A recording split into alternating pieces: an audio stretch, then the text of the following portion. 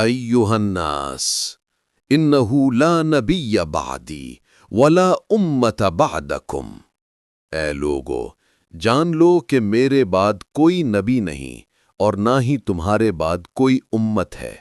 جی ہاں، حجۃ الوداع کے موقع پر تقریباً 1.25 صحابہ کرام رضوان اللہ تعالی علیہم اجمعین کے سامنے جناب نبی کریم صلی اللہ علیہ وسلم نے یہی فرمایا تھا۔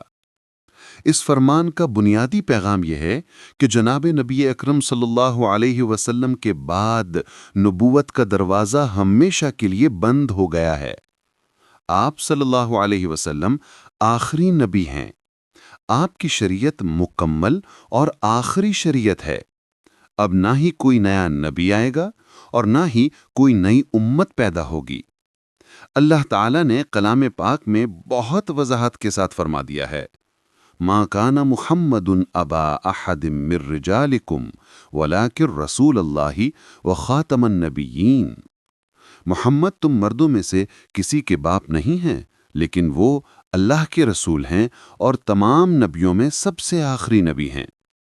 عقیدہ ختم نبوت اسلام کا بنیادی عقیدہ ہے۔ اگر کوئی جناب نبی کریم صلی اللہ علیہ وسلم کے بعد نبوت کے دعوے دار کو مانے تو قرآن و سنت نے اسے مرتد اور دائرہ اسلام سے خارج قرار دیا ہے۔ یہی وجہ ہے کہ ہر دور میں آخری نبی محمد صلی اللہ علیہ وسلم کی یہ آخری امت نبوت کے جھوٹے دعوے داروں کا اتفاق اور اتحاد کے ساتھ سختی سے رد کرتی آئی ہے۔ خاتم النبیین صلی اللہ علیہ وسلم نے اپنے فرمان میں وضاحت فرما دی ہے کہ یہ امت آخری امت ہے۔ اب دنیا میں ہدایت کی تمام ذمہ داری اسی امت پر ہے۔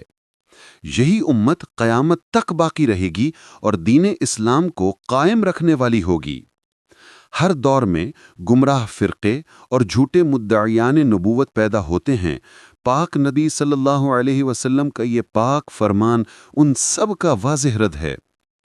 مسلمانوں کو چاہیے کہ اپنے عقیدہ ختم نبوت کو مضبوط رکھیں اور اس عقیدے کو آنے والی نسلوں تک پہنچائیں کہ نبی اکرم صلی اللہ علیہ وسلم کے بعد کوئی نیا نبی نہیں آئے گا۔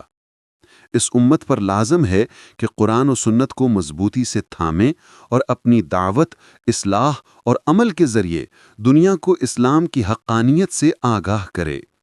ایک بار درود شریف پڑھ لیجئے۔ اللہم صلی علی سیدنا محمد وعلی آلہ واصحابہ وبارک وسلم۔ تحقیق و تخریج شہود احمد۔ حوالہ جات اور مصادر کے لیے یوٹیوب ویڈیو ڈسکرپشن ملاحظہ کریں۔ اگر آپ کو یہ ویڈیو اچھی لگی تو لائک کریں، شیئر کریں اور سبسکرائب کرنا نہ بھولیں۔